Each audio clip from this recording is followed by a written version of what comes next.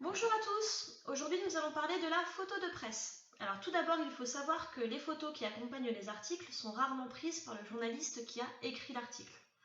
Les journalistes ils se servent souvent d'une banque de photos, comme celle de l'agence France Presse, et ces photos sont prises par des photoreporters. Prendre des photos, c'est le métier du photoreporter et c'est ainsi qu'il gagne sa vie. D'où l'importance de ne pas les réutiliser sans son accord ou sans citer son nom. Vous vous rappelez, quand on avait observé des unes, on avait vu qu'à côté de chaque photo, en tout petit, il y avait le nom ou les initiales du photographe. Le photoreporter, il a des droits. Par exemple, il ne peut pas accéder à des lieux interdits au public. Des scènes de crime, des coulisses de concerts, voilà. Mais il a aussi des devoirs. Il ne doit pas mentir, il ne doit pas travestir la réalité pour créer du buzz, du scandale. On parle là de déontologie. Un photoreporter, il travaille sur le terrain. Alors des fois, cela peut s'avérer dangereux, par exemple quand il couvre une zone de guerre, genre la Syrie, d'accord, mais pas forcément.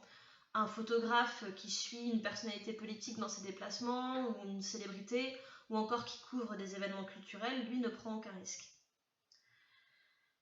Une photo de presse, elle est obligatoirement accompagnée de sa légende. Donc on en a déjà parlé de la légende, vous vous rappelez, c'est ce texte court qui en quelques mots répond aux questions qui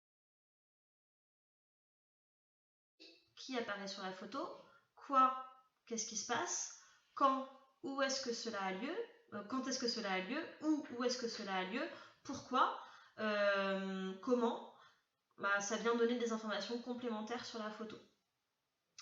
Alors la légende, elle est très importante parce qu'une photo de presse toute seule est polysémique. Polysémique, ça veut dire quoi? C'est un mot un peu compliqué. En fait, ça veut dire qu'une photo de presse toute seule, on peut lui donner différents sens, chacun, en fonction d'abord de l'actualité du moment, mais aussi de nos connaissances, de notre bagage culturel. La légende, elle permet de ne pas commettre d'erreurs d'interprétation. Prenez par exemple cette photo. Quand vous la voyez, tout de suite, vous pensez au coronavirus. Normal, c'est quelque chose que vous connaissez, c'est quelque chose qui a lieu en ce moment. Or, si on observe sa légende, on voit que ça n'a rien à voir avec le coronavirus. Cette photo, elle a été prise en Chine, effectivement, mais en 2002, au moment de l'épidémie du SRAS. Voilà.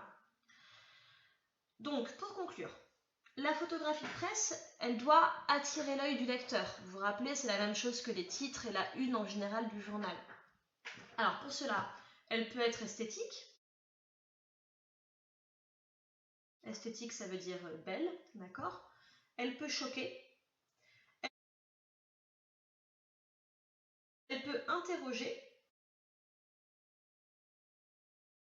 Tiens, qu'est-ce que c'est que cette photo? Ça m'intrigue, j'ai envie d'en savoir plus, de comprendre ce que je vois, donc je vais lire l'article, d'accord? Mais dans tous les cas, la photo de presse, elle n'est pas décorative. Elle doit être complémentaire à l'article en apportant un complément d'information. Enfin, la photo de presse, elle a besoin d'explication, et c'est là le rôle de la légende. D'ailleurs, quand vous mettez une photo, quand vous mettez une illustration sur un travail que vous rendez, je vous l'ai déjà dit, systématiquement, associer une légende à cette illustration, d'accord? Une petite explication. D'ailleurs, c'est le travail, l'activité que vous allez avoir à faire aujourd'hui suite à cette vidéo. Donc voilà, j'espère que tout est clair pour vous, que vous allez bien, ainsi que vos proches. Et je vous dis à la semaine prochaine et surtout, restez chez vous.